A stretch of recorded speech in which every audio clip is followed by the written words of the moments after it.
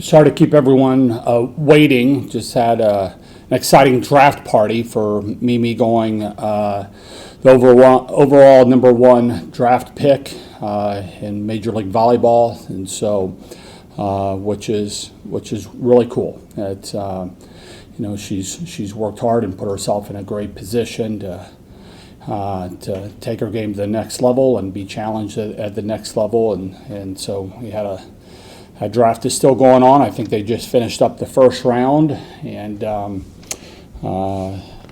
so we got her here to be able to talk with people afterwards. But we're heading into our final week of the regular season, and I think this team continues to get better. I think we had a really good week this past week, beating a really good Purdue team and maybe one of the most improved teams in our league in Iowa yesterday. It happened to be senior day, and there's a lot of things that we've got to get better at, but I like the intentionality of this team and how they're coming together and growing. We've got Northwestern on Wednesday. We'll celebrate a little bit of Thanksgiving together on the road before playing Minnesota on Friday, and then we've got the selection show coming up on Sunday. Obviously, a really impressive season for Mimi. What do you feel, or how do you feel like her skill set can translate to the next level? I think if she decides that she wants to be one of the best players in the world, she could do that. And I think she's got one of the best arms, and I think her game will translate very, very well at that next level. It's I think the biggest question I would say with her game coming into the senior season was her first contact. Whether it was passing or defensively. I think she's answered both of those.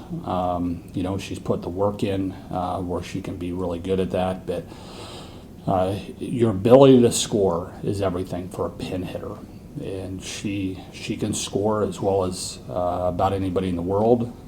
She puts up a block. She could go and be. If she was on our national team right now, she'd be the best left side blocker. Probably. I mean, that's one of her elite skills. She's got a serve that translates into that. So I think, athletically, she's not going to be held back. Her arm is not going to be held back. It'll translate very, very well. Has she been everything you expected? I'm sorry? Has she been everything you expected when you recruited her? Yeah, she's goofier than what I thought I was getting, which is good and fine. Skill wise, I mean, she just haven't. I think everybody thought that she could have this kind of season. I think she believed that she could also have this kind of season, but it's one thing to believe and to think, and it's another thing to go out there and do. And she keeps raising the bar. She keeps getting more and more confident, and there's a better, especially as she's gotten to know the people on this team. I think there's, her and Charlie have developed a really good connection. There's also a really strong connection with the passers next to her as we've gone on, and who's responsible for what. But I mean, they're just, like I said yesterday, it's afterwards, those were video game numbers that she put up. It's not just her, our team. I don't know if I've seen 23 assists in a 25-point game. We got almost no points gifted to us from Iowa in the first set. I think they gave us 2. And to go out there and have 23 kills, 23 assists, for her to have 10 kills, for her to not have a single attack error against a Big Ten opponent, is really silly. And but yeah, I would say, has she exceeded our expectations? No, because we thought she was a Player of the Year type of athlete. But she's proven everything that we've hoped we were going to get out of her. Obviously, she already came in as an All-American, but to be at this level, kind of, what do you feel like has been the biggest key in terms of her being able to kind of reach this, 5.37 kills per set, I think it is, to just be at this elite number 1 overall pick level? the best of the best in about any sport, they approach things differently than everybody else, and you're either settling to comfort or you're deciding to challenge yourself to be elite, and that's I would say that's been moving upwards with her throughout the season, is deciding, all right, let's go to this. Betting on herself, right, and putting the work in. Not that she wasn't, but when you're deciding to be one of the best, there's a different mindset and mentality and work ethic to go there. It doesn't just happen. There's nobody that's elite by chance. You're putting that work in, and she's certainly doing that.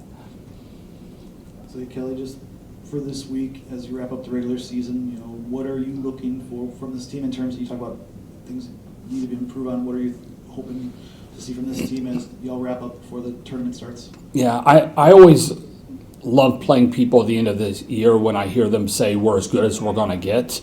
And now it's like, well, let's schedule them, because I feel like if there's any time, any practices left, those are opportunities to get better, and we have to get better for our goals. I think our offense is at a really, really high level, and I think defensively there's times that we are really good, and those are areas that we've got to get better at. We've got to get better. Setting up our block, we've got to be better at our backcourt reading around the block and getting balls into space. We've got to be more consistent with our serving and confidence behind the service line. I feel like all 6 rotations were better than any passer on the other side, and just being able to go after it and execute. Those are certainly areas that we've got to get better at. Kelly, you've made the tournament and tournament success the expectation here. Like, how have you, over the years, learned how to fight, looking ahead these last few weeks of the regular season, because you're playing in the tournament? Yeah, I think we're talking about that from the very first team meeting, is this is going to be a team that is just getting lost in the day-to-day. What is your goals, and you put them up there, and you put them out there, but the discussion is how do we get better, and it's just... if it's treating every opponent the same, treating every practice the same, getting better. We don't do a lot of talking about the NCAA tournament. We don't talk a lot about winning a national championship. I think it's just known. It's just inside your bones. It's of what it is that you're trying to do. But getting ahead has never really been a problem for this team, because it's just not part of the dialogue as we're going. We've got to get better this week. We've got 2 opponents we'll focus in on, and in that process, I think builds confidence within you for when the NCAA tournament gets here. You're not doing anything any different. Coach, you mentioned Charlie and her finding rhythm with Mimi. How important has it been to have her back the past 5 games and these next 2 as you approach the postseason? Charlie's playing the best volleyball of her career right now, and I guess why would she not? There's an element of when coaches say that, it's like, well, but isn't that the idea as you're moving through your career, to continue to play better than what you did? What is a little bit unique is the fact that she had a surgery going into the season, and she missed significant time, enough time where she's not going to be a candidate for some of these postseason awards, although she's probably playing as well, or as when she has been playing, has had a season that is as good, if not better, than anybody else in her position in the country. So the fact that she's had to kind of the different rehabs on different parts of her body, it's just, to come back and be firing this quickly is just it's a real credit to her talent, her skill, but also her mindset. It's just the mind to be able to get to where she's playing right now. I mean, that was, what do we hit? Over 500. I think that was a program high against a Big Ten opponent. I mean, that's just we talked about Mimi's numbers, but our entire team put up a really, really filthy number. Something I don't think I know I haven't seen because we've never done it as a program, right? Against in conference, and most of that, a big part of that credit certainly goes to Charlie. Obviously got 2 more matches in the selection show first, but to have that first weekend of the tournament entirely on a streaming service rather than a network, it's something that you've tweeted about. Kind of, Yeah. Where do you feel like that maybe holds back the sport and its potential growth at this time of year? There's just disagreement on this. I don't know.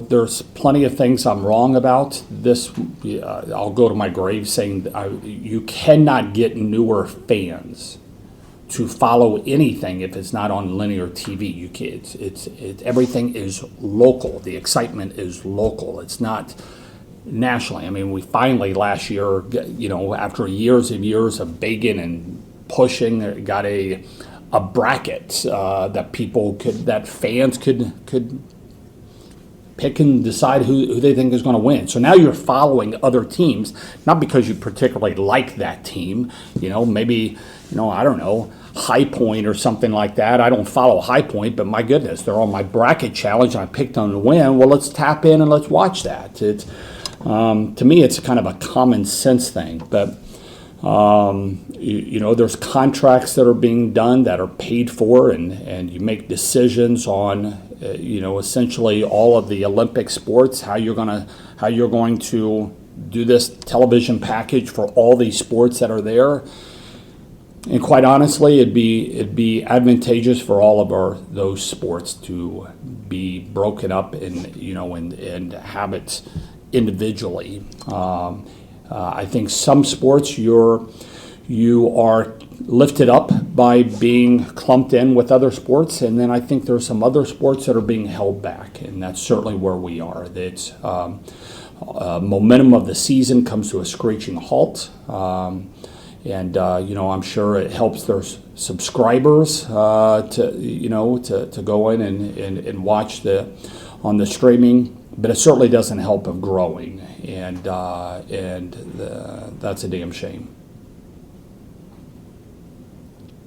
Kelly, going back to Charlie, just saw that the sleeve on her shoulder down to her arm. Just how are y'all monitoring her injury or return from injury, and are there things that she's able to do now compared to what she, when she returned, that she can do now compared to when she first, came back from injury? Well, she's not serving with pace at the way that she was prior, so that'd be one of the things. But she's done some things in matches.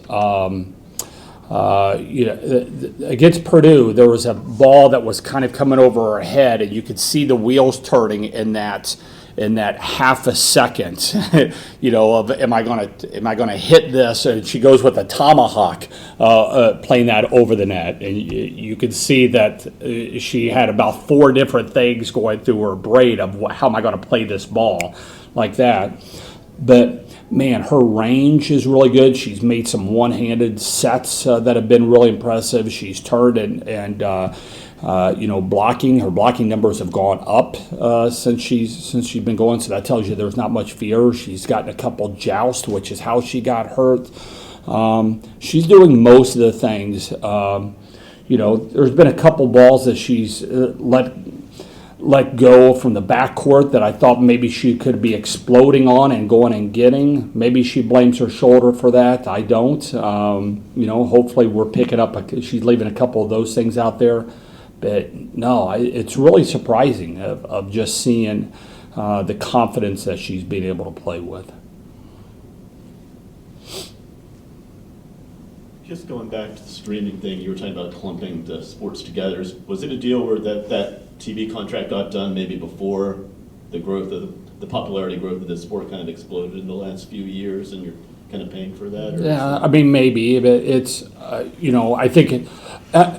think it's a lack of foresight. I think anybody that has been following women's sports, but definitely with volleyball, this shouldn't be a surprise of where this sport has been going. I mean, shoot, we've been selling out our matches here for for years. There's been quite a few. Now we've gotten, there's been a lot of these teams and programs that have gotten outside of their venues into bigger venues, and the fan base have certainly responded.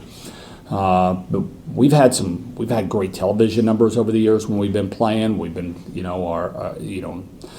when we got into the bigger venues in the NCAA tournaments, I mean, we're selling out 17, 18, 20,000 seat arenas, and I just don't know. I think sometimes when some of these things get decided, it's really easy to think of the one or two sports that brings in the most, and then by the time you get to some of this other, it's just like, all right, let's hurry this thing along. I'm getting over my skis of how this is done. I don't know, and all that I know is that we could be doing better for our sport. We have to do better for our sport.